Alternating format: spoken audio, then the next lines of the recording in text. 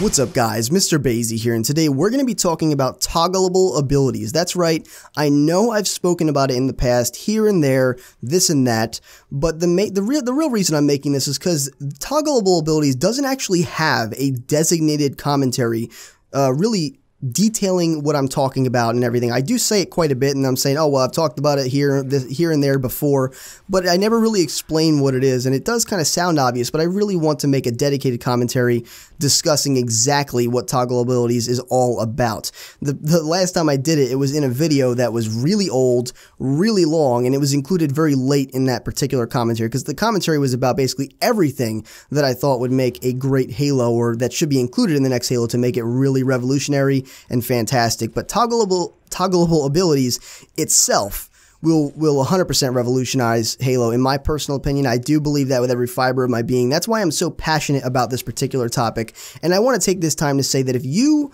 are going to comment on any video, okay, because I know some of you watch the commentaries and you don't respond to them or whatever, you just kind of take it for what it is and you like it, dislike it, whatever, and you don't leave me any feedback, which is cool, I get it. But if you're going to respond to any video, let it be this one. I want to hear your opinions. I really, really do, whether they're negative, positive. I'd like to know what you guys think about this. So either way, let's jump into it.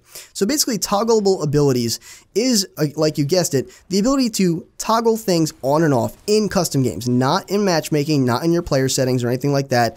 That would be a bit unfair. I'm talking about strictly custom games.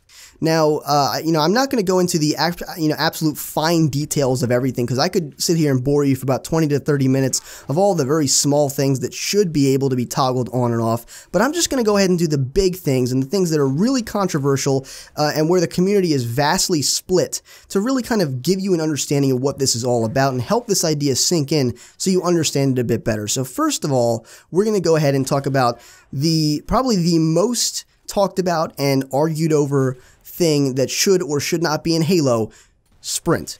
Okay, now this community is pretty much 50-50 split between I want sprint and I don't want sprint, or I hate sprint or I love sprint. New players, old players, no matter what it is. I'm personally neutral on the matter. I don't mind whether it's in the game or not, but the fact of the matter is it is a very controversial topic. Now, if you could turn this on and off in custom games, I understand that would not solve the public match kind of ideology, and the fact that yes, you're still going to have to play that in most public matches. Maybe you'll have I don't know, like a playlist where it's more classical, you don't have to play that or whatever it may be. But in custom games, if you could toggle this on and off, I think that would really make a profound difference in people arguing over this. If you could literally play whatever Halo you like to play with your friends, or maybe, guys, scrimming or 8s are a huge thing now, okay? Back in the day, not so much, but you can go on Twitter, you can go on, game battles or wherever it may be, and you could get a lobby of people very, very quickly, okay? In the forums of GB, I mean, if you, or Twitter, if you have a lot of followers, or if you know where to tweet to, you can get games very quickly in an 8s lobby, or if you're just with a bunch of friends or whatever it may be, you can get games very quickly. And you can play any kind of Halo you want. Okay, that's the whole point here. That's the whole reason toggleable abilities, I believe would be a very good implementation. So if it were able to be toggled on and off, I think a lot of community members would be pretty satisfied. Yes, you'd still have to do it in matchmaking, but you could still play that kind of Halo, whichever it may be, sprint on or sprint off, with your friends, with random people, with like-minded people. I think it would really make a big difference. Another huge one, guys, is freaking D-Scope. Okay, D-Scope, a lot of the veterans love it.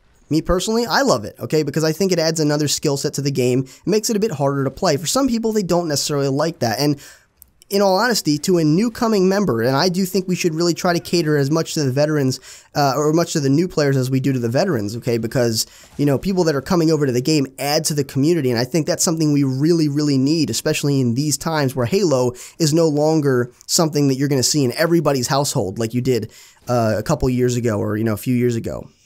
So, catering to older, newer players, D-Scope ain't the best thing, because Call of Duty players, for example, are going to come in and be like, well, why do I keep getting knocked down my scope? It's going to be very frustrating. Yes, it is harder to do. Yes, it's harder to master. That's why I like it. I like a higher competitive game. That's why I like Halo more than Call of Duty, even though I like Call of Duty as well.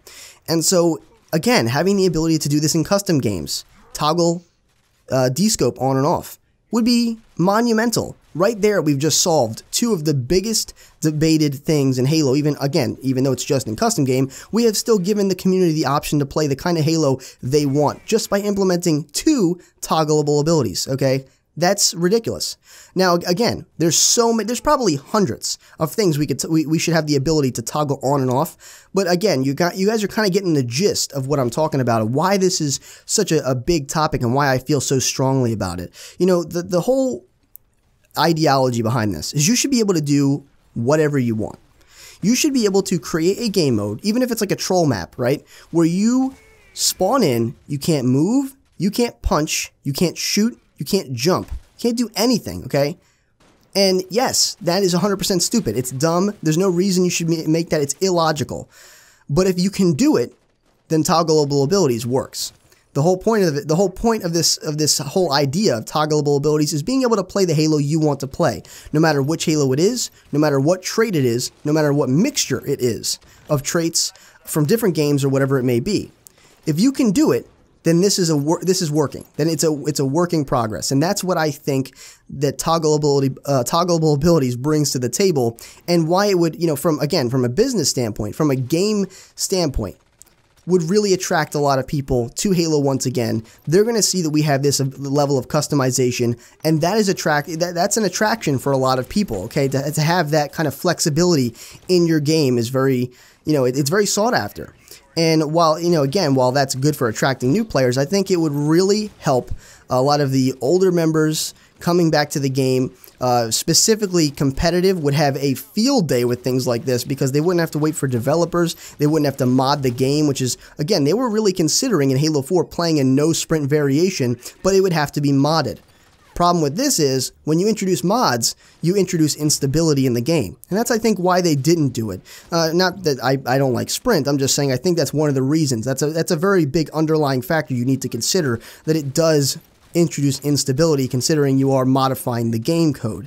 So, with this particular concept, they can really play whatever Halo they want. They could have maybe no sprints, and they could have, you know, if they wanted to, even though I really doubt they would, they could leave D-scope out of it. They could put clamber in. They could take out the thrust ability that is forced upon all of us by playing Halo 5. And that's what I'm talking about, guys. So, again, if you're going to respond to anything, please respond to this one. I really do want to hear your opinions, negative or positive, doesn't matter to me. I'm not a bee, okay? I'm not some little honey dude. But anyway, I do want to hear your opinions. You know, while we're at it, on top of your opinions, let me know, because I know we didn't cover a bunch of toggleable abilities, even though, again, I think there's hundreds.